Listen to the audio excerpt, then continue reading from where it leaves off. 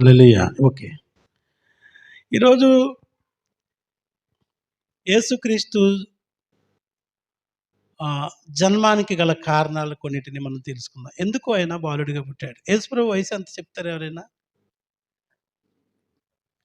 నేనంటాను 1 సంవత్సరమే. మళ్ళీ వచ్చే సంవత్సరానికి మళ్ళీ బాలుడయిపోతాడు. లాలి లాలి లాలి లాలి అంతేనా? అంతేనా? 1 సంవత్సరమేనా యేసుప్రభు వయసు? నో. ఆయన జన్మని మనం సెలబ్రేట్ చేసుకుంటాం అంతే.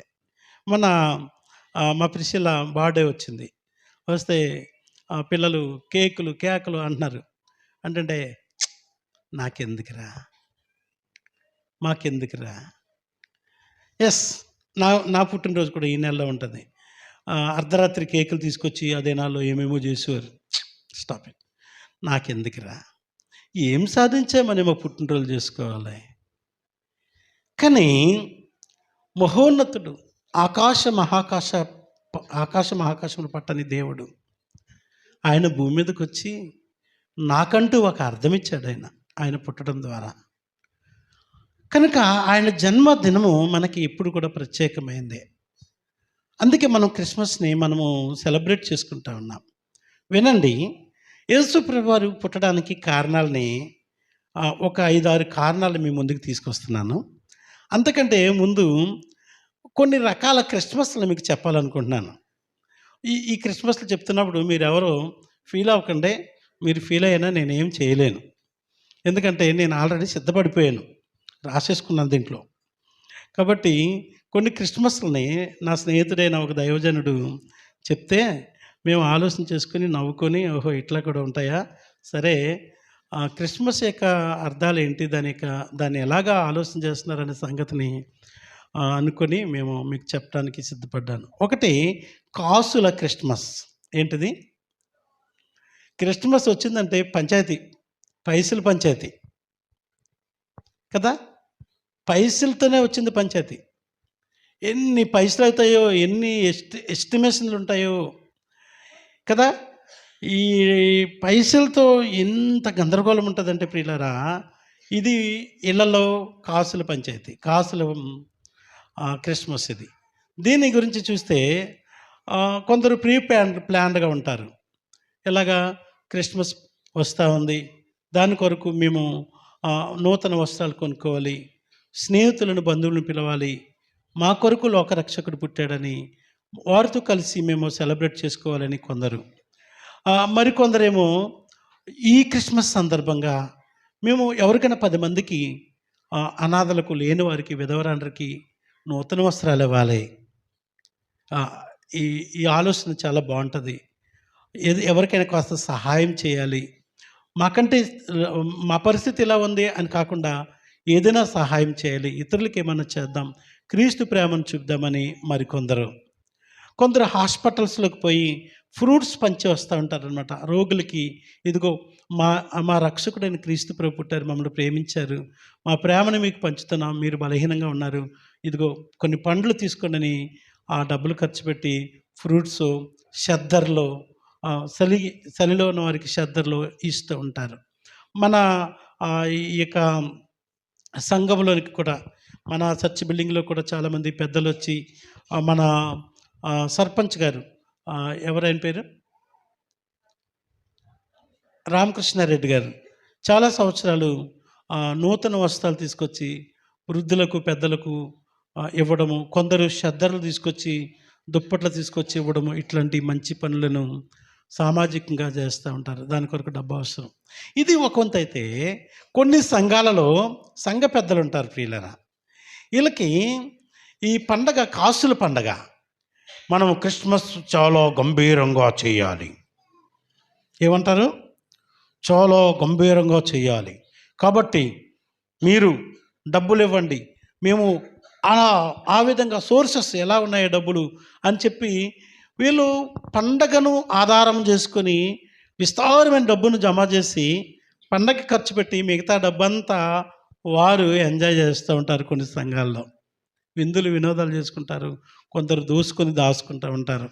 క్రిస్మస్ అనేటప్పటికి మనీతో లింక్ అయిపోయి ఉంటుంది. బిజీ ఉంటారు. అప్పులు చేసి వాళ్ళు అప్పులు చేస్తారు, లేకపోతే దాచుకునే ఖర్చు పెడతా ఉంటారు. ఈ విధంగా, ఆ విధంగా కొన్ని మంచి పనులకి, కొంచెం చెడ్డ పనులకి ఈ డబ్బుతో ముడిపడిపోయి అంత హడావిడిగా ఉంటారు. ఈ నెల అయిపోతుంది, క్రిస్మస్ అయిపోతుంది. కాసుల పండగ అది. ఇంకొక పండగ ఉంది, రాసుల పండగ. ఏంటిది? కర్కట రాశి, మకర రాశి. తెలుసా ఈ రాసులు మీకు?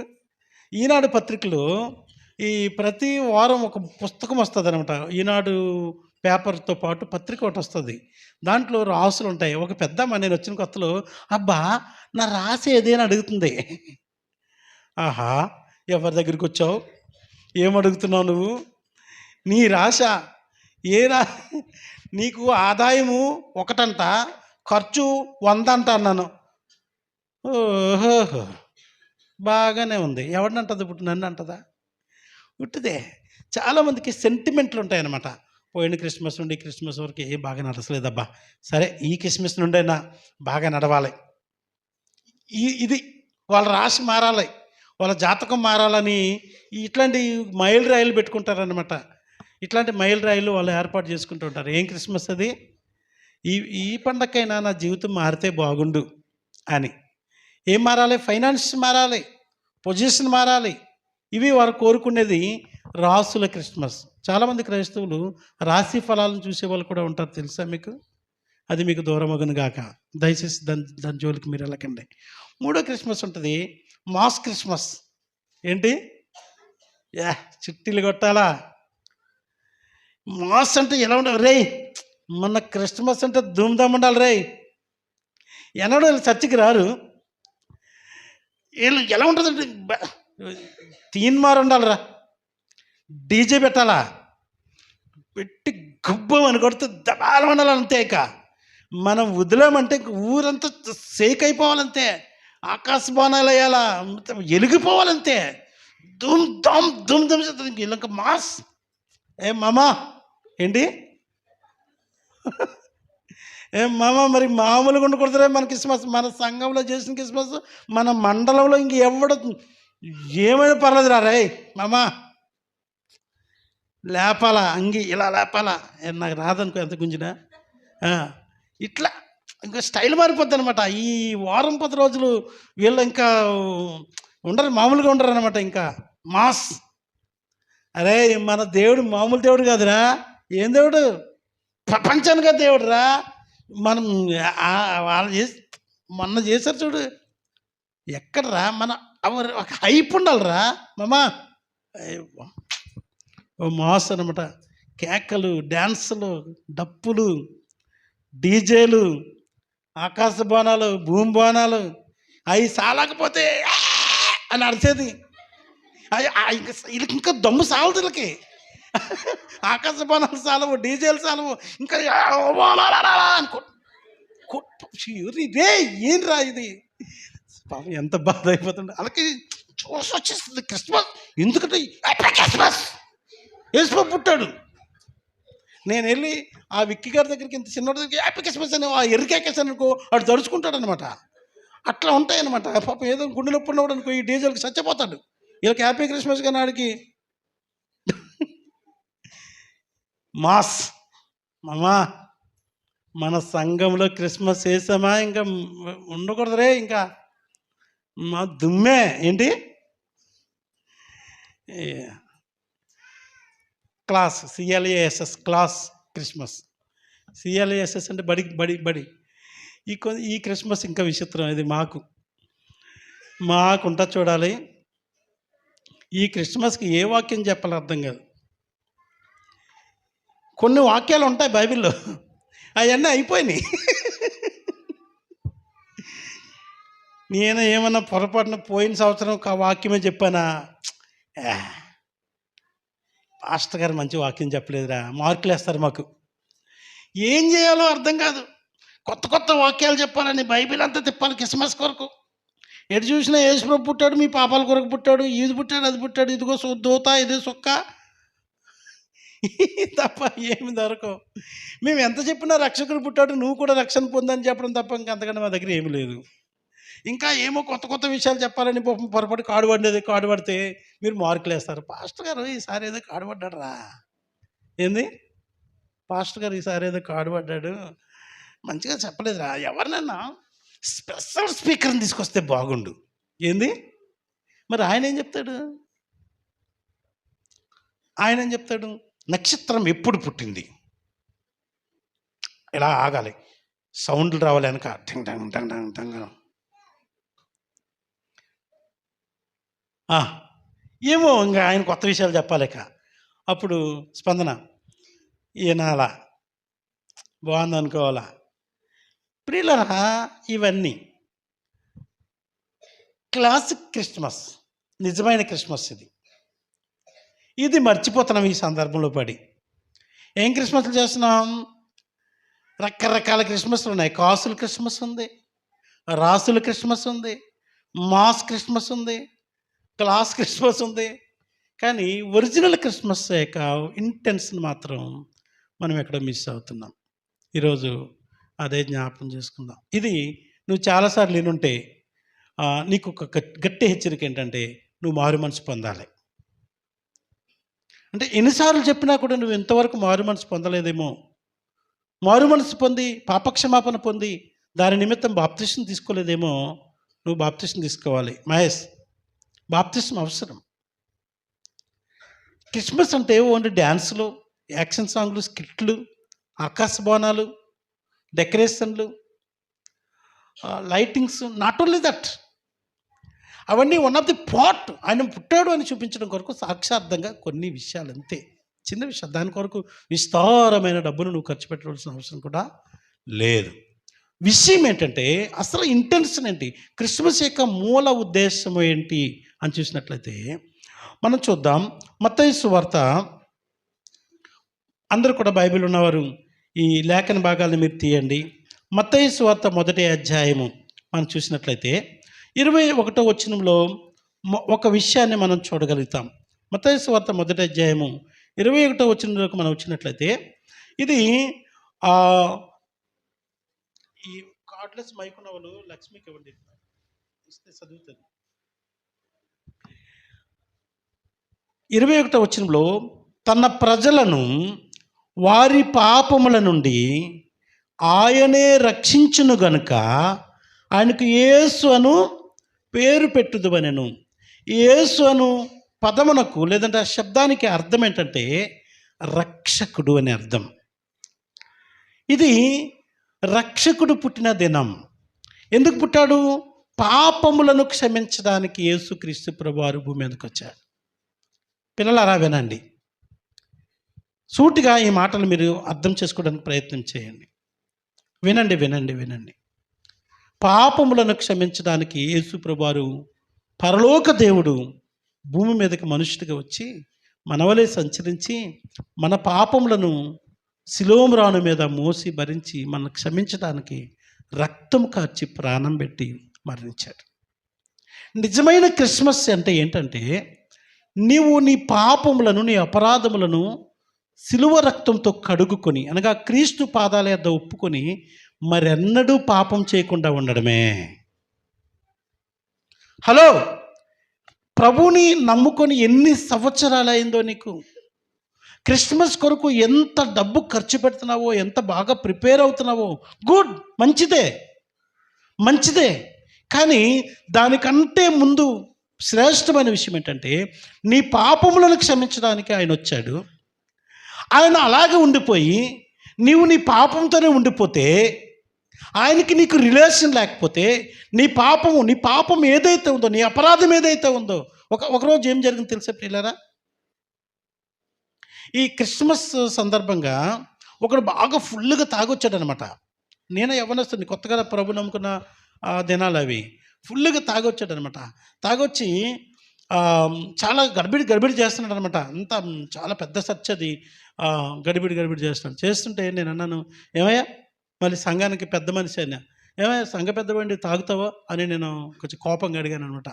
అడిగితే అంటాడు, నీ పైసలతో తాగుతాను. నేను నా పైసలతో నేను తప్ప. ఏంటది? మారు మనసు లేదు, మారు మనసు లేదు ఆయనకి, మారు మనసు లేదు. పండగ చేస్తే ఉన్నాడు కానీ తన పాప స్వభావాన్ని విడిచిపెట్టలేదు. దేవుని పిల్లలారా, నన్ను చూడండి, నన్ను చూడండి.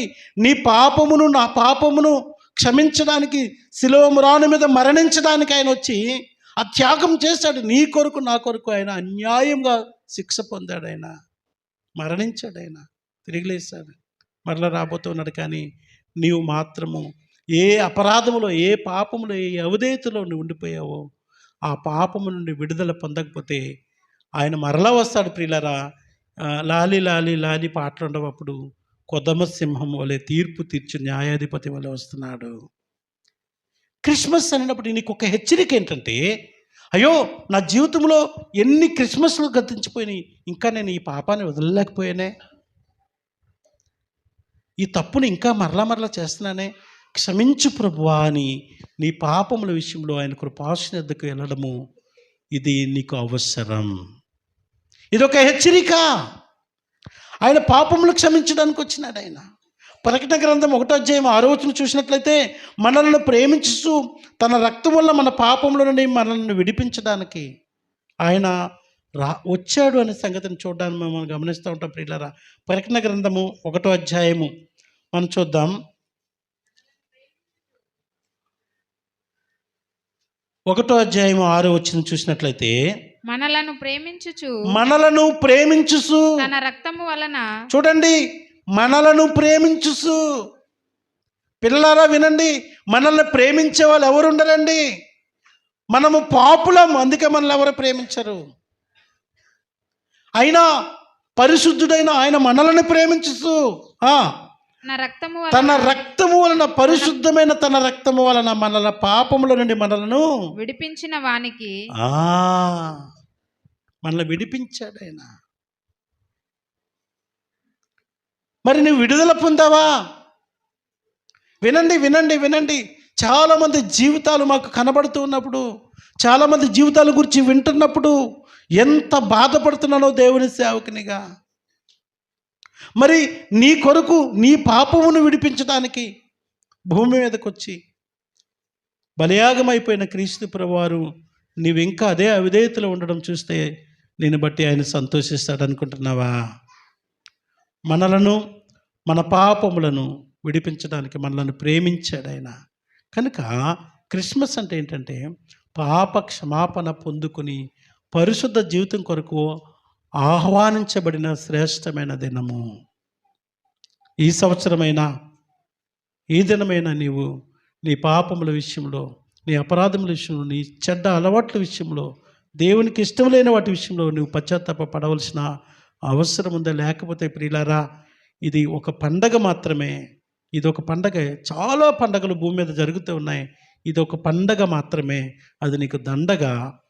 ఇంకోటి ఏంటంటే, దేవుని త్యాగమును నువ్వు నిర్లక్ష్యం చేసావు కనుక శిక్షకు వెళ్తున్నావన్న సంగతిని జ్ఞాపకం చేస్తూ ఉన్నాం. రెండవదిగా, క్రిస్మస్ అంటే రెండవ ఒక ఉద్దేశం ఏంటంటే, యోహాను సువార్త 3:16 మనకందరికీ తెలిసిన విషయమే. మనం చూసినట్లయితే యోహాను సువార్త 3:16 దేవుడు లోకమును ఎంతో ప్రేమించాడు. కాగా ఆయన తన అద్వితీయ కుమారునిగా పుట్టిన వాని యందు విశ్వాసముంచు ప్రతి వాడును నశింపక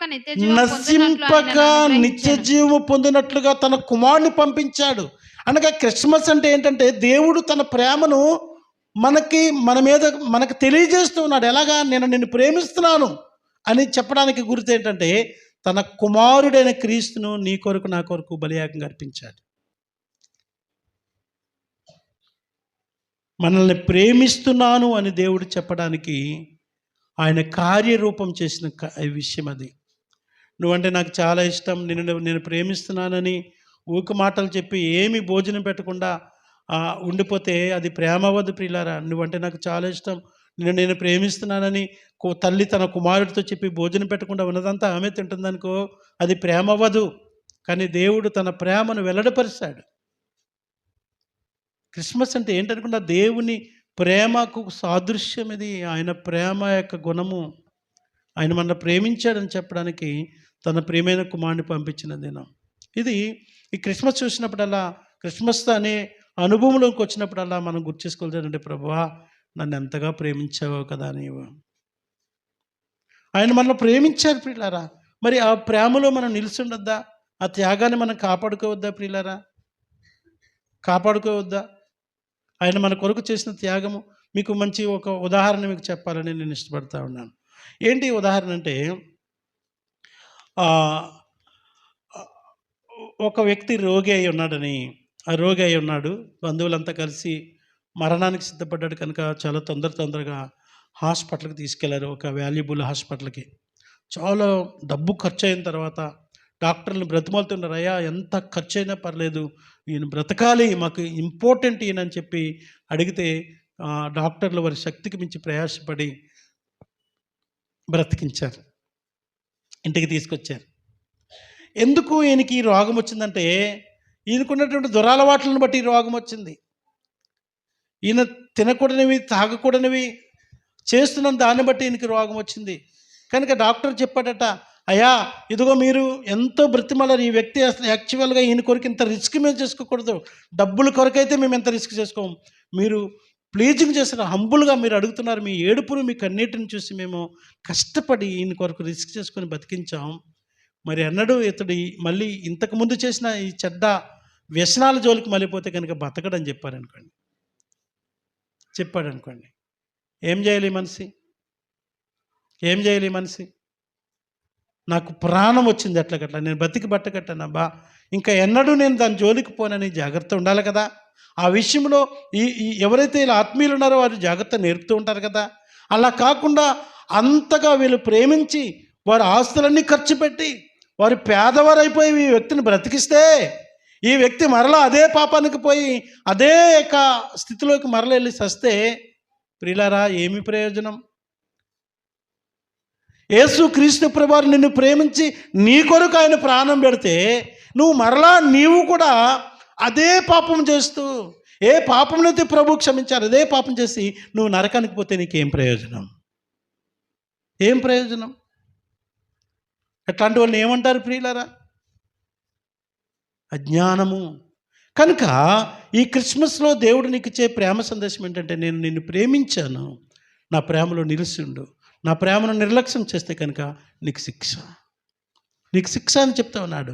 రోమాపత్రిక 8వ అధ్యాయము మనము 32వ వచనం చూసినట్లయితే ఆయన మరి ఒక మాటని ఇక్కడ రోమాపత్రికలో మనం చూస్తూ ఉంటాము. చాలా విలువైన మాట మనకు కనబడతా ఉంది. ఏ మాట అంటే ప్రియులారా, తన సొంత కుమారుని అనుగ్రహించుటకు, చూడండి, తన సొంత కుమారుని అనుగ్రహించుటకు వెనుక తీయక, హలో వెనక తీయలేదంట ఆయన.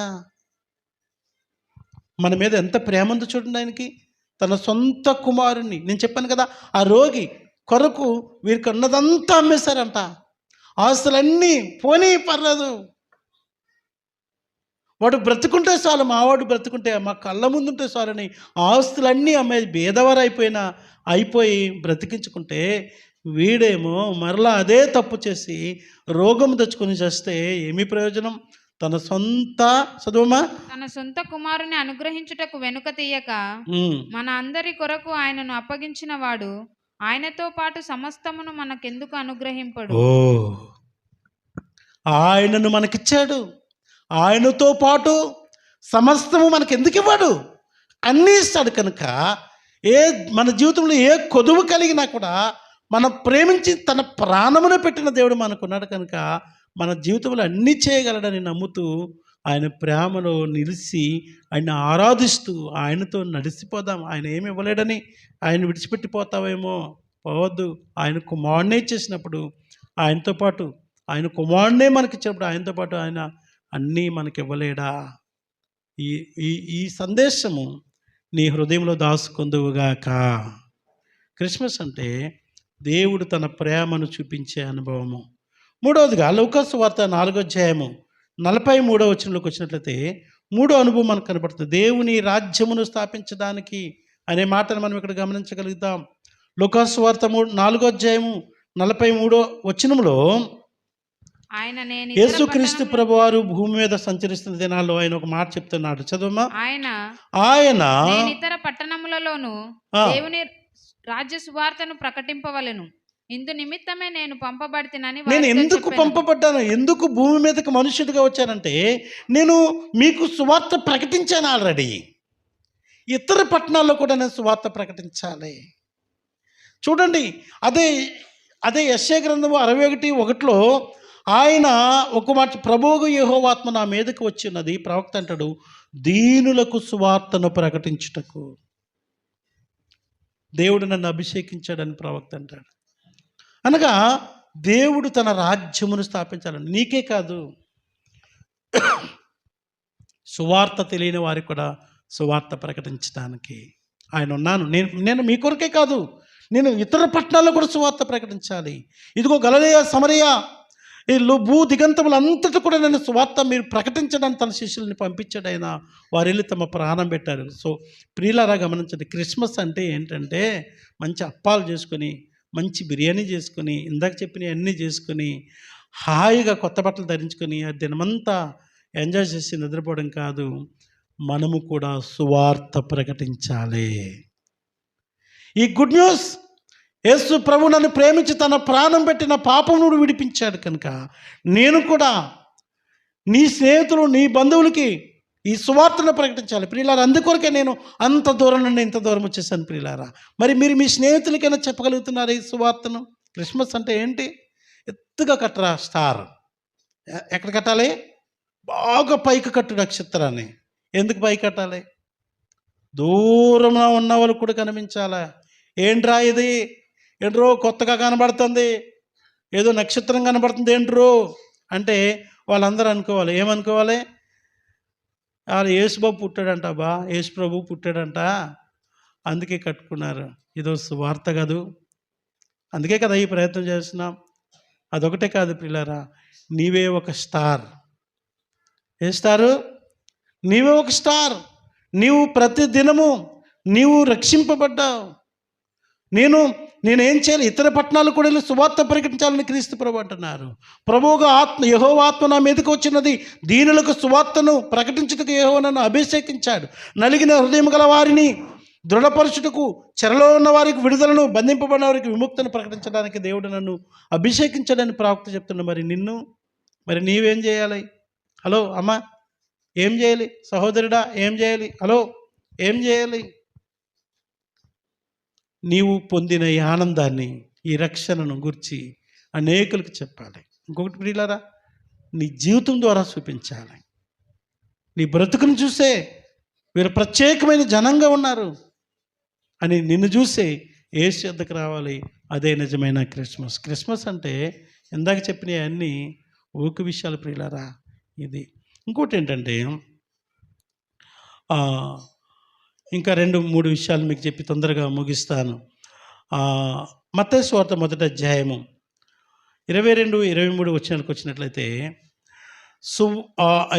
ఈ క్రిస్మస్ అనేటప్పటికి 4వ అర్థం ఏంటంటే, చెప్పండి, మొదటి అర్థం ఏంటి? క్రిస్మస్ అంటే మొట్టమొదట పాపులను క్షమించడానికి వచ్చాడు. మనం క్షమించబడ్డాం. మరి అన్నాడు పాపము చేయొద్దని ఒక హెచ్చరిక ఉంది. పాపమును క్షమించబడ్డాయి కనుక స్తుతిస్తూ ఉన్నాం, క్రిస్మస్ ఆరాధన చేస్తాం, పాపం చేయకుండా ఉండాలని హెచ్చరిక పొందాం. రెండవది, ఆయన తన ప్రేమను మనకి బయలుపరిచాడు. మనము కూడా ఆయన ప్రేమను లోకానికి తెలియజేయాలి. మూడవది చూసినట్లయితే, దేవుడు తన రాజ్యమును స్థాపించడానికి వచ్చాడు. ఆయన రాజ్యం అంటే ప్రియులారా, దేశాలను ఆక్రమించుకునే రాజుల టైపు కాదు. ఆయన నా రాజ్యం, మన హృదయంలో పరిశుద్ధ రాజ్యం, నీతి రాజ్యం స్థాపించడానికి వచ్చాడు. నీవు కూడా ఆయన గురించి ప్రకటించాలి. 4వది మనం చూసినట్లయితే, మత్తయి సువార్త 1వ అధ్యాయం 22-23 వచనాల్లో, ఇదిగో కన్యక గర్భవతి అయి కుమారుని కనును, ఆయనకు ఇమ్మానుయేలను పేరు పెట్టుదురు అని ప్రభువు తన ప్రవక్త ద్వారా పలికిన మాట నెరవేరునట్లు ఇదంతయు జరిగెను. ఇమ్మానుయేలను పేరునకు భాషాంతరమున దేవుడు మనకు తోడని అర్థం. దేవుడు మనకు తోడని అర్థము. క్రిస్మస్ అనేటప్పటికీ నువ్వు గుర్తు చేసుకోవాల్సింది ఏంటంటే, దేవుడు నాకు తోడుగా ఉన్నాడు. వినండి, చాలాసార్లు ఒంటరితనం ఫీల్ అయ్యి ఏడుస్తూ ఉండొచ్చేమో నీవు, నాకెవ్వరు తోడు లేరని, నాకెవరు సహాయం చేసేవారు లేరని,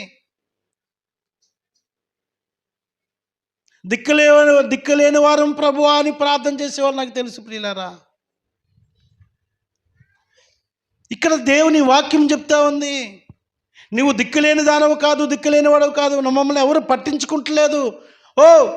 అయినా అది వదిలేండి, ఇంకా ఆ సంగతిని పక్కన పెట్టే. కొన్నిసార్లు ఎలా అనిపిస్తుంది తెలుసా, నేను కష్టపడకపోతే నాకెవరు సహాయం చేస్తారు, నాకెవరు తోడుంటారు, కాబట్టి రాత్రనక పగలనక నేను చేసుకుని నా కుటుంబాన్ని పోషించుకోకపోతే నాకు ఎవరున్నారు, నేను అనాథని అనుకుని నువ్వు అనుకుంటున్నావేమో. ఇక్కడ చెప్తా ఉంది, క్రిస్మస్ నీకు జ్ఞాపకం చేస్తుందంటే నేను నీకు తోడుగా ఉన్నాను. చెప్పకూడదు, దేవుని ఏం పడదాం, నేను నీకు తోడుగా ఉన్నానని దేవుడు చెప్తున్న మాట ఇది.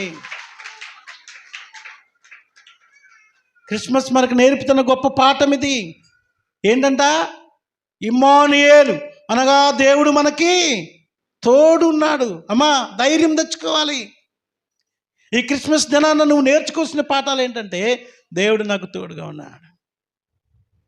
పాటలు పాడతాం, అందరూ నన్ను విడసినా నీవు నన్ను విడువానంటే, ఆ పాట పాడుకొని ఏడ్చుకొని ఆదరణ పొందుకుంటూ ఉంటాను. ఎస్ ఎస్ ఎస్, అది ఊక మాట కాదు, అది ఆయన తోడుగా ఉన్నాడు. ఫీల్ అవ్వాలా, అనుభవించాలా ఆయన్ని. ఎస్ దేవా, నువ్వు నాకు తోడుగా ఉన్నావు, ఇమ్మానుయేలు నీవు అనగా మాకు తోడుగా ఉండడానికి భూమి మీదకి వచ్చా. ఆయన మనతో ఉన్నాడు, ఆయన నీ కుడి ఎడమల ఆవరించి ఉన్నాడు, ఆయన నిన్ను విడువని ఎడబాయనం చేసిన వాగ్దానములు ఉన్నాయి. ఇవన్నీ నువ్వు ఎన్నడూ మర్చిపోవద్దు. క్రిస్మస్ అనేటప్పటికీ క్రీస్తు ప్రభువారు ఎందుకు పుట్టారు అని నీకు ఆలోచన వస్తే వెంటనే నీకు వచ్చే ఆన్సర్ ఏంటంటే, నీకు ఆయన నాకు తోడుగా ఉన్నాడని నువ్వు ఆలోచన చేసుకొని ధైర్యం తెచ్చుకోవాల్సిన అవసరం ఉంది. యోహాను సువార్త 14:6 నేనే మార్గమును సత్యమును జీవమును, నేనే నేనే నేనే. నీ మార్గము ఒకేలా సరళం కాలేదేమో, నీ మార్గంలో ఏమన్నా అడ్డంకులు ఉన్నాయేమో. నేనున్నాను, నేనే మార్గమును. ఎవరిస్తారండి ఈ భరోసా? యేసు క్రీస్తు ప్రభువారు చెప్తున్నారు, నేనే నీకు తోడుగా ఉంటాను. ధైర్యం కోల్పోయావా? బలహీనతల్లో ఇంకా ఏ డాక్టర్ కూడా నీకు చేత కాదు, అన్ని రిపోర్ట్స్లు 0 వస్తున్నాయని చెప్తున్నారా? పర్వాలేదు, నేను తోడుగా ఉన్నానని చెప్పిన దేవుడు. ఆయన అంటాడు, మరణం వరకు తోడుగా ఉంటానన్నాడు. ప్రభువా, బ్రతికితే నీ కొరకు బ్రతుకుతాను, సావు అయితే నీతో నేను ఉండిపోతానని చెప్పగలిగిన నిరీక్షణ, ధైర్యం నీకుందా? ఆర్థిక విషయాల్లో నీకు ఎవరు తోడుగా లేరని నీకు అనిపిస్తుందేమో. శాశ్వత రాజ్యంలో నిత్య ఆనందంతో కూడిన మహామహిమలో నిన్ను జ్ఞాపకం చేసుకోవడానికి, నీతో ఉండడానికి ఆయన ఇష్టపడుతూ ఉన్నాడు. ఎన్నిసార్లు బలహీన పడిపోయి ఉండుంటావు నువ్వు, ఎన్నిసార్లు నీరస పడిపోయి ఉండుంటారు. ఒక ఆయన అంటాడు, ఒరే ఎవడు మనకు తోడు ఉండడురా, దేవుడు లేడు, ఎవడు లేడురా బాయ్, మనం కష్టపడి పని చేసుకుంటే సరి, లేకపోతే గిరి. ఎవడుంటాడు? ఈ వేస్ట్ మాటలు చెప్పుకుంటాడు. నిరాశ నిస్పృహలకు వెళ్ళిపోయినటువంటి కొందరు చేతకాని వాళ్ళు, దేవుని కృపను ఎరగని వారు. యెహోవా ఆశీర్వాదం ఐశ్వర్యం ఇచ్చును, అది నరుల కష్టార్జితం చేత ఎక్కువ కాదని చెప్పిన వాక్యం వారికి అర్థం కాలేదు కనుక దేవుని కృప మీద వారు ఆధారపడలేరు. దేవుడు తోడని చెప్పిన మాటకు వారికి అర్థం కాదు. నీవు అర్థం చేసుకుందువుగాక. క్రిస్మస్ అనగా ఆయన తోడు ఉన్నాడని జ్ఞాపకం చేసే గొప్ప అనుభవం. 5వ విషయం చూసినట్లయితే రోమపత్రిక 6:23 క్రిస్మస్ అన్నప్పటికీ జయము. ఈ మధ్యలో మనం ఇది చూస్తూ ఉంటాం. ఇలాగా ఏంటిది తెలుసా? ఈ సింబల్ ఏంటో తెలుసా? Victory symbol. రాజకీయ నాయకులు అందరూ ఎలా చూపిస్తూ ఉంటారు, ఏ అని. మనం గెలుస్తున్నాం, వి షేప్ అనమాట. విక్టరీ, మేము విన్ అవుతున్నాం, విజయం చెందుతున్నామని. ప్రియులారా, మీరు జ్ఞాపకం చేసుకోండి ఈ దినం. క్రిస్మస్ అనగా చదువుబిడ్డ 6:23 ఏలయనగా పాపం వలన వచ్చు జీతము మరణము. పాపము వలన వచ్చు జీతము మరణం. హలో వినండి, మనమందరము పాపులం, జన్మతః పాపులమై ఉండగా పాపం వలన మనకు వచ్చింది ఏంటంటే, ఆస్తి ఏంటంటే మరణం వచ్చింది. అయితే దేవుని కృపావరము మన ప్రభు అయిన క్రీస్తు యేసునందు నిత్య జీవము. ఆయన కృపావరం అనగా కృపావరముగా మనకి క్రీస్తు ప్రభువారు అనుగ్రహించబడి మనకి నిత్య జీవమునిచ్చాడు. మరణము నుండి జీవము, విజయం. క్రిస్మస్ అనగా విజయానికి గుర్తిది. ఒకవేళ నువ్వు అన్ని విషయాల్లో ఓడిపోతున్నావేమో, ఏ పని పూనుకున్నా నువ్వు ఫెయిల్ అవుతున్నావేమో, డోంట్ వరీ. భూమి మీద నువ్వు ఫెయిల్ అయిపోయిన దినాలు, జీవితం అంతా నీ ఫెయిల్యూర్ ఉండొచ్చు. Don't worry. నీకు విజయం ఉంది, నిత్య జీవం ఉంది, నిత్య రాజ్యం ఉంది, యుగయుగములు బ్రతికే ఆనందం. ఒకవేళ భూమి మీద ఏ పని చేసినా నువ్వు విన్ అవుతూ ఉన్నావు, నీకు దేవుడు అవసరం లేదు. కానీ ఈ జీవితకాలము ఇక్కడితోనే 70-80 సంవత్సరాలు నీ యాత్ర ముగిస్తుంది. నువ్వు నిత్యము ఓడిపోయి ఉంటావు, యుగయుగంలో నిత్య నాయకులు ఉంటావు. ఒకరు సర్వలోకమును సంపాదించుకుని వాడిని ప్రాణం పోగొట్టుకుంటే వాడికి ఏమీ ప్రయోజనం? ప్రభు ప్రశ్నిస్తూ ఉన్నారు. కనుక క్రీస్తు ఇచ్చే విజయం, ఈ రక్షణను నువ్వు పొందుకొని శాశ్వత రాజ్యంలో ఉండడం నీకు మేలా, లేకపోతే భూమి మీద ధన్యుడు అయిపోయి ఫెయిల్ అయ్యి నరకంలో ఉండడం నీకు మేలా? యేసు ప్రభు జ్ఞాపకం చేస్తున్నారు, క్రిస్మస్ అంటే ఏంటి? Win. We are winners through Christ. యేసు క్రీస్తు ద్వారా మనం విజయం సాధించాం. ఆయన మనకు విజయాన్ని ఇచ్చాడు. ప్రియులారా, చప్పట్లు కొట్టి దేవుని మహింపరిచి ఆరాధించేద్దాం. దేవా, నువ్వు నాకు విజయాన్ని ఇచ్చావు. భూమి మీద అన్ని విషయాల్లో ఓడిపోయాను, భూమి మీద నేను ఫెయిల్, బట్ నువ్వు నాకు విజయం ఇచ్చావు, నిత్య జీవమునిచ్చావు. ఇది క్రిస్మస్ అంటే. ఈ అపజయాలకు భయపడి చాలామంది జయశీలుడైన విజయమిచ్చే క్రీస్తుని కూడా విడిచిపెట్టి పరిగెడతా ఉంటారు. ప్రియులారా, భూమి మీద నువ్వు అన్నిట్లో సక్సెస్ కావచ్చు, కానీ పరలోకంలో ఏమి లేకపోతే ఏం ప్రయోజనం? మరణములో నుండి జీవములోనికి మనల్ని దాటింపచేశాడని యోహాను సువార్త 5:24 మనకు కనబడతా ఉంది. చివరిగా మనం చూసినట్లయితే ప్రియులారా, క్రిస్మస్ అనగా మత్తయి సువార్త 11:28-29 మనకు అందరికీ తెలిసిన కంఠత వాక్యమే. క్రిస్మస్ అనగా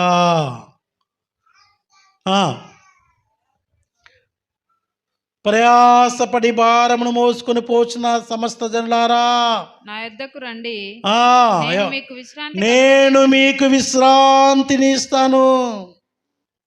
నేను సాత్వికుడను, దీన మనసు గలవాడును గనుక హలో, మీ కాడి నా మీద, మీ మీద నా కాడి ఎత్తుకొని నన్ను కలుపుకొని పోండి, అప్పుడు మీ ప్రాణములకు విశ్రాంతి దొరుకును.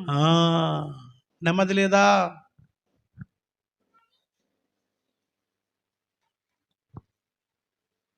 నెమ్మది లేని స్థితికి ఆయన చేస్తున్నటువంటి గొప్ప గిఫ్ట్ ఏంటంటే విశ్రాంతి. క్రిస్మస్ అనగా మనకి విశ్రాంతి. చాలా చోట్ల మనం చూస్తూ ఉంటాం, రెస్ట్ ఇన్ పీస్, రిప్ అని పెడుతుంటారు ఎవరైనా చచ్చిపోతే. ఏంటి? RIP అని పెడతారు, రెస్ట్ ఇన్ పీస్. చచ్చిపోతే ఏమైందంట? విశ్రాంతి వచ్చేసిందంట. ఎక్కడ విశ్రాంతి? అసలు స్టార్ట్ అవుతుంది అక్కడ చచ్చాక. అక్కడ అగ్ని ఆరదు, పురుగు సావదు, అరుపులు కేకలు, అక్కడ అరుచుటయు పండ్లు కొరుకుటే ఉంటాయంట, ఏడుపులు. అక్కడ పీస్ ఉండదండి. పీస్, ఆ రెస్ట్ పీస్ త్రూ క్రైస్ట్, యేసు క్రీస్తు ద్వారా మాత్రమే. అది ఇవ్వడానికి ఆయన వచ్చి తన ప్రాణమును తీసుకున్నాడు. ఆయన తన ప్రాణాన్ని అర్పించాడు ఆయన. కనుక క్రిస్మస్ అంటే నీకు నెమ్మదినిచ్చే స్థలం ఇది. అందుకొరకు నెమ్మదించే కోరిక క్రీస్తు వచ్చారు కనుక విశ్రాంతి. హల్లెలూయా. విశ్రాంతి లేదా? నెమ్మది లేదా? నెమ్మది గల స్థలంలో నువ్వు ఉండాలని కోరుకుంటున్నావా? నీకు ఖచ్చితంగా నీవు యేసుక్రీస్తు పాదాల ఎదుకు రావాలి. ఆయన ఎందుకు జన్మించాడో నువ్వు అర్థం చేసుకోవాలి. ఆయనలో నువ్వు పరిపూర్ణత సాధించవలసిన అవసరం ఉంది. ఇక శ్రేష్టమైన సమయంలో క్రిస్మస్ అనేటప్పటికీ నీకు విశ్రాంతినిచ్చే దినం ఇది. విశ్రాంతి ఎక్కడ లేదండి. మా అమ్మ అంటూ ఉండేది, నాకెక్కడ విశ్రాంతి, నాకెక్కడ రెస్ట్ బాబు, ఏ పదం బలేవాడిది, చచ్చాకే నాకు రెస్ట్ అనేది. నేను అన్నాను, యేసుప్రభు నమ్ముకున్న తర్వాత అమ్మ యేసుప్రభు నమ్ముకో అంటుంటే ఆమె అన్నడు ఒప్పుకునేది కాదు. యేసుప్రభు అంటే ఆమెకి ఇష్టం ఉండేది కాదు. మా నాయన అయితే ఇంకా కఠినంగా వాదిస్తూ ఉండేవాడు, తిడుతూ ఉండేవాడు మమ్మల్ని. అయితే ఆ టైంలో మా అమ్మ అంటా ఉన్నది ఇదే డైలాగ్, మా అమ్మకి కామన్ డైలాగ్ అనమాట. ఇంకా నాకు ఇక్కడ ఏమి రెస్ట్ లేదు, చచ్చాకే నాకు రెస్ట్ అన్నదనమాట. అలాగా అన్నప్పుడు నేను అన్నాను, అమ్మ అసలు నీకు సంగతి తెలుసులేదమ్మా, నేను ఈ మధ్యలో కొత్తగా చదువుకున్నాను, ఏంటంటే చచ్చాక అసలు కష్టాలు స్టార్ట్ అవుతాయమ్మా అన్నాను. అనేటప్పటికి కోపం మీద నన్ను పక్కన పెట్టింది. కానీ తర్వాత నెమ్మదిగా నేను మాట్లాడడం మొదలుపెట్టాను మా అమ్మకి. అమ్మ, నువ్వు అన్నట్టుగా చచ్చిపోయాక రెస్ట్ అనుకుంటావేమో, నాకు గోతులోనే రెస్ట్ బాబు. ఏంటంట, నాకు గోతులోనే నెమ్మది, ఇక్కడ ఏమి నెమ్మది లేదు బాబు అని మా అమ్మ చాలా బాధతో చెప్పింది. చాలా కష్టపడేది మా అమ్మగారు. సో నేను అన్నాను, గోతులో రెస్ట్ లేదు, ఏం లేదమ్మా, గోతులు పెట్టినండి పురుగులు తినేస్తానండి నిన్ను, నువ్వు ఉండవు, అస్సలు స్టార్ట్ అవుతుందమ్మా, నీకు అసలైన కష్టం అక్కడ స్టార్ట్ అవుతుందమ్మా, ఇలా ఉంటుందంట ఇలా ఉంటుందంట అని చెప్పి నాకు తెలిసిన బైబిల్లో నరకం కూర్చిన విషయాలని చెప్పినప్పుడు మా అమ్మగారు ఆలోచనలు పడి నెమ్మదిగా యేసు వద్దకు రావడం మొదలెట్టింది. యేసుప్రభు నమ్ముకొని, బాబు నేను ఏం చేయాలని అడిగింది నన్ను డైరెక్ట్గా. నేను అన్నాను, యేసుప్రభు నమ్ముకో, యేసుప్రభు నమ్ముకుంటే నీకు రెస్ట్ అని చెప్పాను అనమాట. అంటే మా అమ్మకు తెలిసిన భాషలో నేను చెప్పాను. మా అమ్మ అర్థం చేసుకుంది, చాలా తెలివైంది మా అమ్మ. తెలివైన వాళ్ళకి అర్థమవుతుంది ప్రియులారా ఈ పరలోకం గురించిన విషయాలు, పరలోక శాంతి గురించి తెలివైన వాళ్ళకి అర్థమవుతుంది. లేదంటే ఈ భూలోకం మీద ఈ లచ్చ తెచ్చాను, లచ్చ ఖర్చు పెట్టాను, ముత్తి కట్టాను, అది కట్టాను, మళ్ళీ ఇంకో లచ్చ తేవాలి, ఇంకెప్పుడు ఇక రెస్ట్ ఉంటుంది వాళ్ళకి. ఖర్చు పెట్టాను, మేకను తెచ్చాను, ఈరోజు తలకాయ తిన్నాను, రేపు పొద్దున్న కాలు తిన్నాను, రేపు పొద్దున్న బోటి తిన్నాను, ఇంకా తినడమే, ఇంక ఎంత తిన్నా, ఏం చేసినా, ఎంత చేసినా ఇంక గిట్లనే, ఇంక ఇది ఎంత నో రెస్ట్ ఎట్ ఆల్ ఏం లేదు. రెస్ట్ ఎక్కడంటే యేసులో, పరలోకంలో. మా అమ్మకు అర్థమైంది, తెలివైంది. యేసుప్రభువు నమ్ముకున్న తర్వాత చర్చికి వెళ్ళడానికి మా నాన్నగారు పెద్ద ఆటంకం. ఓ రోజు మా అమ్మగారు మా నాన్నగారికి సువార్త చెప్తా ఉంది, నేను వింటున్నాను, చదువుకుంటున్నాను, అమ్మ చెప్తుంది. ఏమాయ్ అంది. అండే అంది. అన్నాడు ఆయన. అంటే చర్చికి వెళ్దామా అంది. అన్నాడు అనమాట. చర్చికి వెళ్దామా అంది కొంచెం వాయిస్ తగ్గించి. నీకు తగిలిచ్చాడు వాడు ఆ గాలి అన్నాడు అనమాట. అంటే కాదండి, బాగా అవుతుందండి. ఏం బాగా కావాలా, ఏం తక్కువైంది నీకు అంటున్నాడు అనమాట. వదిలేసింది ఆ రోజు. నెమ్మదిగా ఆదివారం అంటూ కొట్ట పనికి వెళ్ళిపోయింది. నెమ్మదిగా అప్పుడప్పుడు అండి అన్నది. అక్కడ కూట పెడుతున్నారంట, పోయిరానా, పో అన్నాడు అనమాట. ఆ రోజు కూటానికి వచ్చింది మా అమ్మ. కూటం అంటే కూడిక. ఏ విధంగా కూటానికి అలవాటు పడి మా నాయన కూటానికి తీసుకెళ్ళి అందరూ రక్షణ పొంది బాప్తీసం తీసుకుని, మారు మనసు పొంది బాప్తీసం తీసుకొని ప్రభులో నిద్రించారు. వాళ్ళకి రెస్ట్ అండి. నీకు ఈ నెమ్మది కావాలంటే యేసులోనే. ఒకవేళ ఇప్పటికే యేసు ప్రభు నమ్ముకొని ఉన్నావేమో, నీకు పరిపూర్ణమైన నెమ్మది ప్రభు ద్వారా నీకు దొరకాలంటే ఈ క్రిస్మస్ దినాన్ని నీకు నేర్పుతున్న పాఠం ఏంటంటే, మరణంపై విజయం ఇచ్చిన దేవుడు, ఆయన మీద పరిపూర్ణంగా నువ్వు ఆధారపడడం నేర్చుకోవాలి. రెండవదిగా, నీకు తోడుగా ఉంటానని చెప్పిన దేవుడిని నువ్వు నమ్మకం పెట్టాలి. ఇంకెవరి మీద, చాలామంది అంటారు, నేను నీకు ఉంటాను, నిన్ను పోషిస్తాను, నీ పిల్లలను పోషిస్తాను, నీ కుటుంబాన్ని పోషిస్తాను, అది చేస్తాను, ఇది చేస్తాను, ఇల్లు కట్టిస్తాను. సారీ, అవన్నీ భూలోక సంబంధమైన విషయాలు. అవి ఉన్నా లేకపోయినా పర్వాలేదు. ప్రభు చెప్పారు, నేను నీకు తోడుగా ఉంటాను. నమ్మి ఆయన మీద ఆధారపడడమే. ఇంకొకటి మనం చూసినట్లయితే, మనం ప్రియులారా, ఆయన రాజ్యమును స్థాపించడానికి వచ్చాడు. ఆ రాజ్యం నీ హృదయంలో స్థాపించబడాలి. నీవు అనేకులకు ఆయన రాజ్యంలోనికి ఆహ్వానం పలకాలి. అది క్రిస్మస్ గిఫ్ట్, నువ్వు ఇచ్చే బహుమానము. ఇంకొకటి మనం చూసినట్లయితే, ఆయన ప్రేమను నిర్లక్ష్యం చేయొద్దు. ఎంత గొప్ప రక్షణను నిర్లక్ష్యం చేసిన ఎలా నువ్వు ఎలా తప్పించుకుంటావనే వాక్యం సెలవిస్తూ ఉంది. కనుక ఆయన నేను చాలాసార్లు ప్రేమిస్తూ ఉన్నాడు. ప్రేమను నిర్లక్ష్యం చేసి నువ్వు ఇంకా పాపం చేస్తూ ముందుకెళ్ళిపోతున్నావేమో జాగ్రత్త. ఆయన ప్రేమను తృణీకరించి నిష్టానుసారంగా జీవించడానికి పరిగెడుతున్నావేమో జాగ్రత్త. కనుక ఆయన ప్రేమను జ్ఞాపం చేసుకుని ఆయనలో పరిపూర్ణంగా ఉండాలని మనం చేస్తా ఉన్నాను. ఆయన నిన్ను క్షమించాడు ఒకసారి, మరి అన్నాడు పాపం చేయొద్దు. ఈ క్రిస్మస్లో నీకు హెచ్చరిక.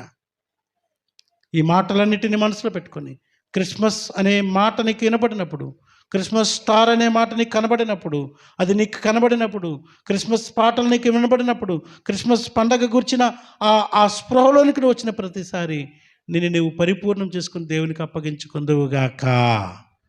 దైవాశిస్సులు ఆ రీతిగా మీరు క్రిస్మస్ చేసుకోవడానికి సిద్ధపడండి. మీరు దేవునికి మిమ్మల్ని అప్పగించుకోండి. దేవుడు మిమ్మల్ని దీవిస్తాడు. శాశ్వతమైన ఆనందాన్ని పరలోకంలో భూమి మీద పొందుకుంటారు. అట్టి దీవెన మీకు కలగాలని మిమ్మల్ని ఆశీర్వదిస్తూ ముగిస్తాను. దేవుడు మిమ్మల్ని దీవించునుగాక. ఆమేన్. ప్రార్థన చేసుకుందాం.